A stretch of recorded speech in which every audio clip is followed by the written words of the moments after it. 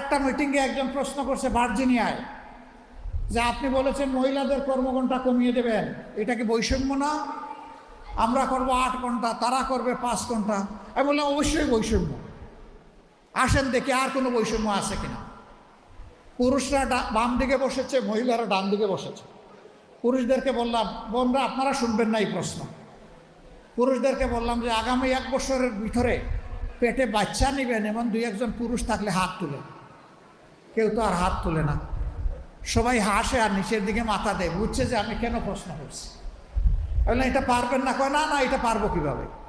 আমি বললাম আচ্ছা ঠিক আছে, বাচ্চা নিতে পারলেন না, আপনার স্ত্রী যে বাচ্চাটা জন্ম দিবেন ওকে একটু বুকের দুধ খাওয়াবেন 2 বছর, যারা তারা একটু হাত তুলেন, নিজের বুকের দুধ।